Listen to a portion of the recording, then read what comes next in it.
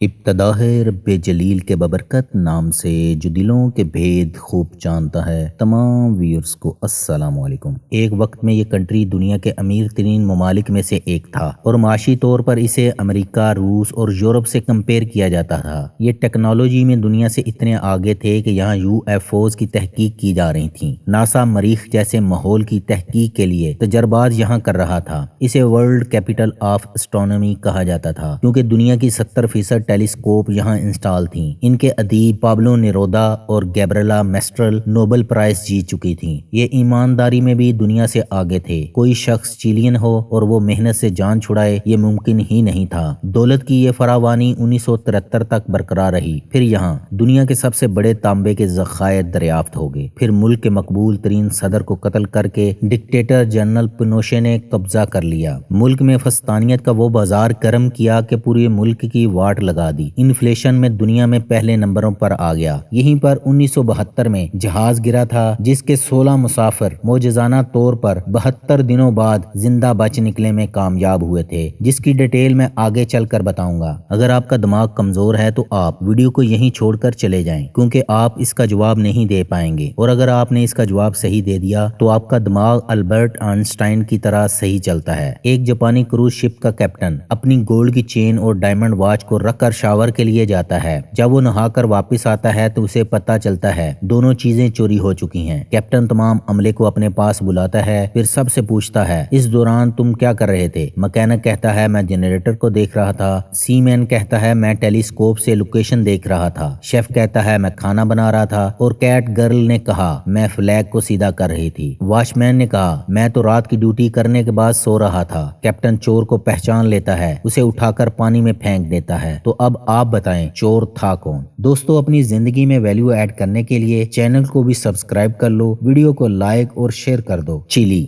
جسے اسپینش زبان میں چلے کہتے ہیں، اس کا مطلب ہے جہاں زمین ختم ہوتی ہے۔ لاطینی امریکہ کے جنوب میں بحر الکاہل اور بحر اوقیانوس کے درمیان ارجنٹینا، بولیویا اور پیرو سے ملحق ایک لمبی پٹی پر واقع برازیل کے بعد دنیا کا سیکنڈ لانگسٹ کنٹری ہے۔ چلی کا ٹوٹل ایریا 7,56,102 کلومیٹر ہے۔ چلی کی ٹوٹل پاپولیشن 1,87,00,000 کے قریب ہے، اور اس میں سے بھی 6 ملین کے قریب لوگ سانتیاگو میں رہتے ہیں۔ یہ ایک ڈیولپ اور ہائی انکم کنٹری میں آتا ہے۔ اس کی قومی زبان اسپینش ہے۔ یہ لوگ اپنے کام اور کنٹری کے ساتھ بڑے مخلص ہیں۔ پورا ملک عاجزی اور انکساری کا شاہکار ہے۔ پورا ملک ٹائم کا پابند ہے اور اپنے گھر اور سٹریٹ کو صاف رکھنا آدھا ایمان سمجھتا ہے۔ لوگ صاف ستھرے، مہذب اور پڑھے لکھے ہیں۔ یہ چھوٹی ملازمتیں نہیں کرتے، لہذا ٹیکسی سے لے کر سبزی فروش تک بولیویا، پیرو اور پیراگوئے کے لوگ نظر آتے ہیں۔ ایجوکیشن یونیورسٹی تک فری ہے یا آلموسٹ فری ہے۔ تعلیم کا معیار بھی بہت اعلیٰ ہے۔ یہ لوگ میڈیکل سائنس میں بہت آگے ہیں۔ دنیا کے بے شمار امراض کے علاج چلی میں ایجاد ہوئے۔ ہیپاٹائٹس سی وائرس ان کے سائنٹسٹوں نے دریافت کیا تھا۔ چلی کا دارالحکومت سانتیاگو ہے۔ یہ ملک کا سب سے بڑا سٹی بھی ہے۔ سانتیاگو کو اسپینش جہاز رانوں نے 1541 میں آباد کیا تھا۔ یوں یہ شہر محض 484 سال پرانا ہے، لیکن یہ اپنے طرز تعمیر، بودوباش اور انفراسٹرکچر میں پیرس، لندن، فرینکفرٹ اور بارسلونا کی ٹکر کا ہے۔ آپ کو ہر طرف اسپین کی وائب آتی ہے۔ عمارتیں کلونیکل سٹائل کی اور بڑی ہیں، سڑکیں کھلی اور ہموار ہیں، گلیاں پتریلی اور پکی ہیں۔ شہر میں مصنوعی جھیلیں اور بے تحاشا پارکس ہیں۔ یہ لوگ پارکس کے دیوانے ہیں۔ پورے شہر میں درجنوں پارکس اور گرین ایریاز ہیں۔ روڈ سائڈ پر پھلوں سے لدے درخت عام ہیں، لیکن مجال ہے کوئی پھل توڑتا ہو۔ لوگ بہت خوبصورت ہیں۔ خواتین میک اپ نہیں کرتی۔ کیوں؟ چلی میں یورپ کی مختلف نسلوں کے مکسچر سے ایک ایسی خوبصورت نسل پیدا ہوئی جو میک اپ کی ضرورت سے مکمل طور پر آزاد ہے۔ خواتین سونے کے زیورات بھی نہیں پہنتی، تاہم چاندی کے ہلکے زیورات کا رجحان ہے۔ یہ صنعت بھارتی اور پاکستانیوں کے کنٹرول میں ہے۔ سانتیاگو کی 98% آبادی کو ورزش کرتے اور پارکس میں ہنسنے کھیلتے دیکھیں گے۔ یہ لوگ دوسروں پر توجہ نہیں دیتے، کسی دوسرے کی طرف آنکھ بھر کر بھی نہیں دیکھتے، چھوٹے گھروں اور کمروں میں رہتے ہیں، لباس بہت صاف ستھرا اور قیمتی پہنتے ہیں، کھانے پینے پر بہت رقم خرچ کرتے ہیں۔ رات کا کھانا باہر کھانے کا رجحان بھی عام ہے۔ شاید اسی लिए हजारों की तादाद में रेस्टोरां हैं। माराकीटा ब्रेड, पास्टल दी चोकोलोस और एम्पानादास शौक से खाते हैं। मेहमानों को सिर्फ कॉफी शॉप, आइसक्रीम पार्लर या रेस्टोरां में ही नजर आते हैं। चिली दुनिया का चौथा सबसे बड़ा शराब बरामद करने वाला मुल्क है और आधी से ज्यादा ये लोग खुद ही पी जाते हैं। तेजाबियत वाली वाइन मैचलादा बहुत पीते हैं। शाम के वक्त आपको हर शख्स के मुंह से शराब की बू आती है। आप मुल्क में कहीं चले जाएं, आपको लोग यरमा माते नाम का ड्रिंक पीते हुए नजर आएंगे। इनके बकौल ये एनर्जी बूस्टर का काम करता है और ये नशा आवर भी होता है। ये लोग 15 साल की बच्ची को दुल्हन बनाते हैं, पूरे शहर का विजिट कराते हैं। इस तकरीब का ये मतलब होता है ये अब अपनी जिंदगी का फैसला खुद कर सकती है। लिविंग रिलेशनशिप आम है, शादियों का रुझान ना होने के बराबर है। ये लोग वीकेंड पर 2 दिन के लिए भी जोड़ा बन जाते हैं। हर दूसरे तीसरे घर के नीचे पब और काफी शॉप्स हैं। गलियों में मौसीकी के रवायती आलात बजाए जाते हैं और जवान औरतें और मर्द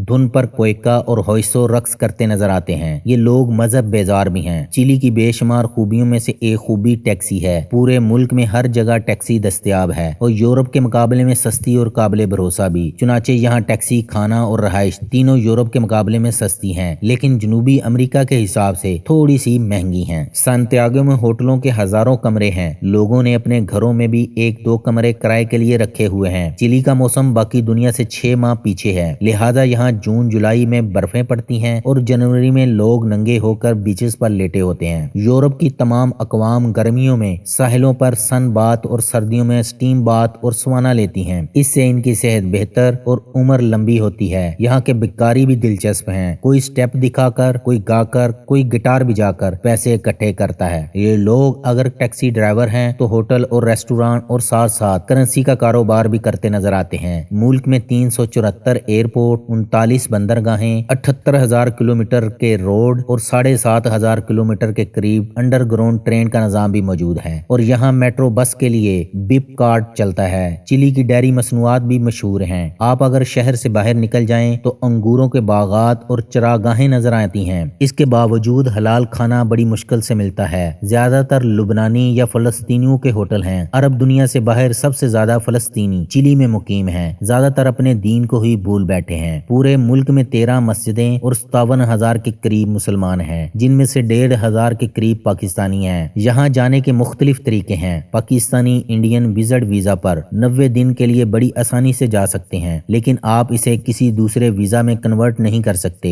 आपको एग्जिट करने के बाद ही दूसरा वीजा मिल सकता है। चिली में आप रिलीजियस वीजा पर भी जा सकते हैं। आप तबलीगी जमात में हैं, आलिम हैं या मजहबी स्कॉलर हैं, 1 साल का वीजा बड़ी आसानी से मिल जाता है। दूसरा तरीका है रिटायरमेंट वीजा। अगर आपकी पेंशन $1,500 है तो आपको वीजा मिल जाता है। 1 साल के बाद परमानेंट रेजिडेंसी पर कन्वर्ट कर सकते हैं। तीसरा जॉब वीजा। जॉब का वीजा 1 साल के लिए मिलता है, बाद में PR में कन्वर्ट हो जाता है। Student visa. चिली में अच्छी यूनिवर्सिटी हैं, इनका फीसों कम है तो आपको तालीम बहुत सस्ती पड़ती है। दूसरा, हुकूमत स्कॉलरशिप पर भी बुलाती है। इस प्रोग्राम में आप हिस्सा ले सकते हैं। इसे स्टार्टअप चिली प्रोग्राम कहते हैं। ये अक्टूबर में आता है। अगर आपका स्टार्टअप अप्रूव हो गया, वीजा के पैसे, टिकट, रहायश के पैसे और साथ $30,000 तक देते हैं कि आप चिली आएं और इस स्टार्टअप पर काम करें। 1 साल के बाद इसे PR में कन्वर्ट कर सकते हैं, शादी कर सकते हैं, अपनी फैमिली को ले जा सकते हैं। Spouse visa. अगर आप यहाँ किसी चिलियन से शादी कर लेते हैं तो वो भी आपको बुला सकती है। अगर आपको चिली का पासपोर्ट मिल जाए तो आप चिली के पासपोर्ट पर दुनिया के 172 ममालिक में बगैर वीजा के सफर कर सकते हैं। यहाँ स्पेनिश बोली जाती है। स्पेनिश जुबान में 4,000 के करीब वर्ड्स अरबी से मुस्तार लिए गए हैं। क्योंकि स्पेन पर मुसलमानों की हुकूमत थी, बादशाह ने अरेबिक पर पाबंदी लगा दी, लेकिन स्पेनिश में से अरबी वर्ड्स को तब्दील नहीं कर सके। 10 को 10 कहते हैं, कमीज को वो भी कमीज कहते हैं, क्या हुआ को क्यों हुआ कहते हैं। इनकी करेंसी पीसू है। हर नोट पर मुख्तलिफ लोगों की तस्वीर बनी है। $1 के 950 पीसो मिलते हैं। दोस्तों, जो सस्ते ममालिक होते हैं वहाँ हाई स्किल्ड लोगों की जरूरत होती है। चिली में फ्रूट फार्म पर काम करने वाला भी 2 लाख महीने का तकरीबन कमा लेता है। और अगर आप स्पेनिश सीख जाते हैं तो आप डिजिटल मार्केटिंग के जरिए पूरे south America, Brazil, Bolivia, Argentina, Spain को टारगेट कर सकते हैं। सैंटियागो बड़ा ही दिलचस्प सिटी है। ये कंट्री के सेंटर में आता है। सैंटियागो से शुमाल की जानिब जाएं तो दुनिया का सबसे खुश्क सहरा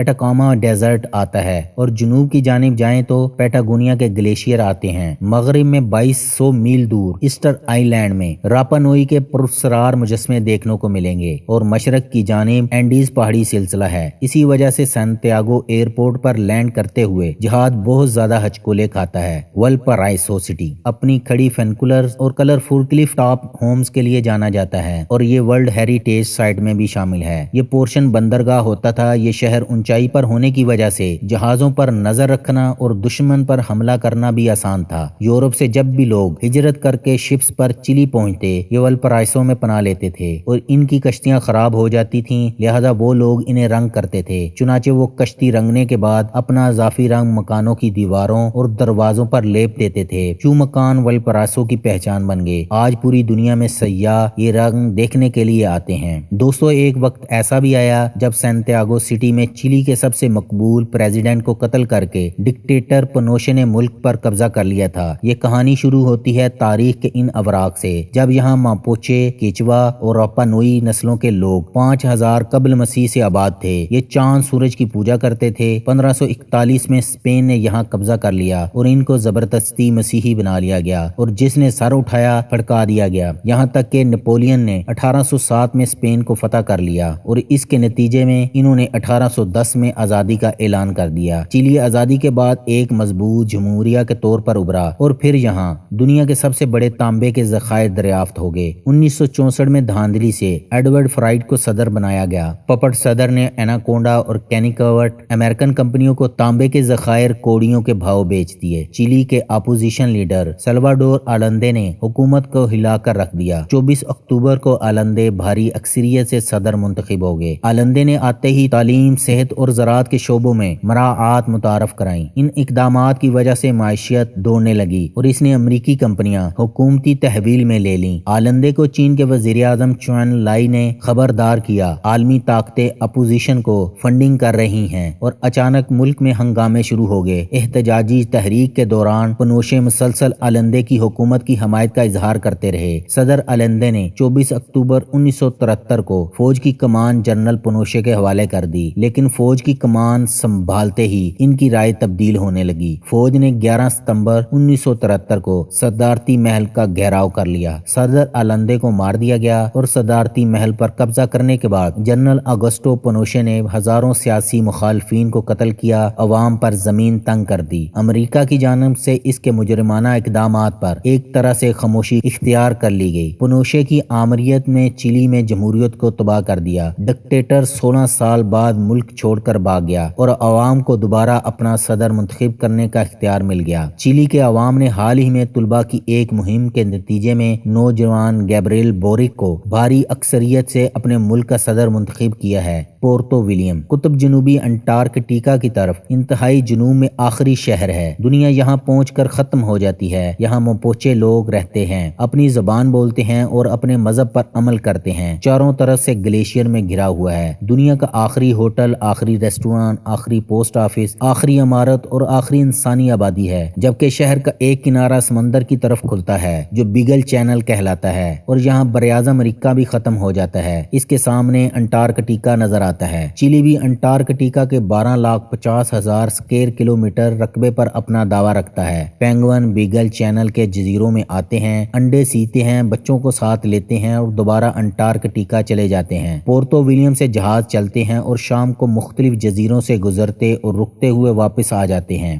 دوستو، 13 اکتوبر 1972 کو یوروگوئے سے 45 مسافروں کو لے کر ایک چارٹرڈ طیارے نے اڑان بھری، جس میں یوروگوئے کے رگبی ٹیم کے 19 کھلاڑی بھی شامل تھے۔ پائلٹ نے چلی کے سانتیاگو ایئرپورٹ سے اجازت مانگی، لیکن طیارہ اب بھی سانتیاگو ایئرپورٹ سے 40 کلومیٹر دور تھا۔ جہاز برفانی گلیشیئر سے ٹکرا کر 3 ٹکڑے ہو گیا۔ جہاز کے 33 افراد زندہ بچ گئے۔ سب جہاز سے ملنے والا کھانا کھا کر سرچ ٹیموں کا انتظار کرنے لگے۔ دوسری جانب طیارہ چلی نہ پہنچنے اور رابطہ منقطع ہونے کے باعث دنیا میں ہلچل مچ گئی۔ 142 گھنٹوں کی سرچ کے بعد یوروگوئے نے 21 اکتوبر کو سرچ آپریشن بند کرنے کا اعلان کیا۔ بدقسمتی سے یہ خبر ریڈیو کے ذریعے متاثرین نے بھی سنی اور وہاں کوہرام مچ گیا۔ سب رونے لگے کیونکہ ان کی حکومت ہاتھ اٹھا چکی تھی۔ ان میں سے ایک شخص آیا اور کہا، دوستو، ہم نے ریڈیو پر خوشخبری سنی ہے، کیونکہ اب ہمیں انتظار نہیں کرنا بلکہ خود یہاں سے نکلنے کی کوشش کرنی ہے اور جہاز کے سامان سے ملنے والا کھانا چند دنوں میں ہی ختم ہو جائے گا۔ اجازت دینا شروع کر دی کہ مرنے کے بعد وہ ان کے جسم کو کھا سکتے ہیں۔ 19 اکتوبر کی رات جہاز پر برفانی تودہ گرنے سے مزید 8 افراد مر گئے۔ 3 افراد نے مشرق کی جانب سفر کیا۔ 15 نومبر کو انہیں جہاز کا ٹیل مل گیا، کچھ سامان اور بیٹریاں ملیں، وہ واپس جہاز پر آ گئے اور 11 دسمبر یعنی 60ویں روز 17واں شخص بھی زندگی کی بازی ہار گیا۔ صرف 16 افراد ہی زندہ بچے اور ان زندہ بچ جانے والے 16 افراد سمجھ گئے اب وہ نہیں نکلے تو وہ یہاں یوں ہی مر جائیں گے۔ اس بار مغرب کی جانب سفر کرنے کا فیصلہ کیا اور نکلنے سے پہلے ایئر کنڈیشننگ والے حصے کو ڈھکنے والے کپڑے کی مدد سے انہوں نے سلیپنگ بیگ بنائے۔ نینڈو اپنی کتاب میں لکھتا ہے کہ میں نے فیصلہ کر لیا تھا کہ میں موت کا انتظار کرنے کی بجائے خود موت کی طرف چلنے کو ترجیح دوں گا۔ میں نے اور روبرٹو نے 2 مرتبہ چوٹی سر کی اور مسلسل 7 دن نیچے اترنے کے بعد انہیں سنسان ہریالی نظر آئی اور سوپ کے کٹورے۔ انہیں کنفرم ہو گیا یہاں انسان رہتے ہیں۔ اگلے دن وہ آدمی لوٹا تو اسے بتایا ان کا جہاز پہاڑوں میں تباہ ہو گیا ہے اور وہ مدد کے لیے مسلسل کئی دنوں سے چل رہے ہیں۔ ان کے علاوہ 14 لوگ اور زندہ ہیں۔ اس نے فوری طور پر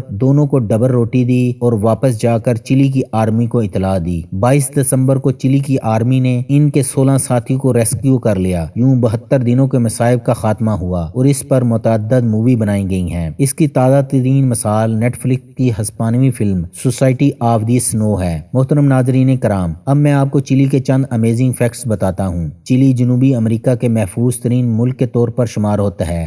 گلوبل پیس انڈیکس میں 27ویں نمبر پر آتا ہے۔ دنیا کی قدیم ترین ممی چنچورو ممی کہلاتی ہے۔ یہ ممی 5000 سال قبل مسیح کے درمیان بنائی گئی تھی۔ دنیا کی تاریخ کا سب سے طاقتور زلزلہ 22 مئی 1960 کو 9.5 کی شدت کے ساتھ چلی میں ہی آیا تھا، جس کی وجہ سے چلی دنیا کی بیسٹ بلڈنگ پروڈیوس کرتا ہے اور آپ کو جگہ جگہ سونامی کی ڈائریکشن کے کاشن بورڈ نظر آ جاتے ہیں۔ چلو آئی لینڈ، یہ جزیرہ اپنے رنگین لکڑی کے گھروں جسے پالافیتوز کہا جاتا ہے اور منفرد کھانوں کے لیے مشہور ہے، اور ان کا معنی ہے دنیا کی 90% آلو کی اقسام چلو سے دنیا میں پہنچی ہیں۔ یہاں آلو کی 286 اقسام اگائی جاتی ہیں۔ چلی اور ارجنٹائن کے درمیان مشترک فعال آتش فشاں اوخو دل سلادو ہے۔ چلی کا جھنڈا امریکہ کی ریاست ٹیکساس کے ساتھ ملتا جلتا ہے۔ چلی میں ہر سال فیسٹیول ڈی لا تیزرا نامی میلہ منعقد ہوتا ہے۔ گلیشیئر ڈیلاسٹرا دنیا کی سب سے گہری غاروں میں سے ایک ہے۔ چلی کو the world capital of astronomy اس لیے بھی کہا جاتا ہے کہ یہاں تھریا فوٹو زون نامی جگہ موجود ہے، جہاں سے اس کائنات کا صاف ترین نظارہ کیا جا سکتا ہے۔ چلی میں دنیا کا سب سے بڑا سوئمنگ پول الگربو میں ہے۔ یہ پول 20 اولمپک سائز کے سوئمنگ پول کی لمبائی کا ہے۔ سانتیاگو کی 62 منزلہ گرانڈ تورے بلڈنگ ساؤتھ امریکہ کی ٹالسٹ بلڈنگ ہے۔ جنوبی چلی کا الرس درخت 4000 سال سے زندہ ہے۔ چلی میں سم کارڈ بنا کسی آئی ڈی کارڈ کے مل جاتی ہے۔ یہاں کھانے کے لیے کوئل کے انڈے بھی ملتے ہیں۔ اگر آپ بے وقوفوں والی یہ حرکتیں کر رہے ہو تو آج ہی سے چھوڑ دو۔ لاسٹ والی سب سے امپورٹنٹ ہے، کبھی بھی خود کو کم مت سمجھو، ہمیشہ اونچے سٹینڈرڈ سیٹ کرو۔ سگما میل اپنی دنیا خود بناتے ہیں۔ سینکڑ، اگر آپ کے پاس تھوڑے سے پیسے آ جائیں تو دکھاوا مت کرنا، خاموش رہنا سیکھو، کیونکہ ہمیشہ شور سکے ہی کرتے ہیں، نوٹوں کو شور ڈالتے نہیں دیکھا۔ تھرڈ، سام کا ڈسا بچ سکتا ہے لیکن نیگیٹو دوست کے ڈسے کا بچنا مشکل ہے۔ یاد رکھیے، نیگیٹیوٹی ایسی بیماری ہے جو زندہ انسان کو بھی مردہ بنا دیتی ہے۔ ویڈیو کو لائک اور شیئر کر دو۔ اللہ ہم سب کا حامی و ناصر ہو۔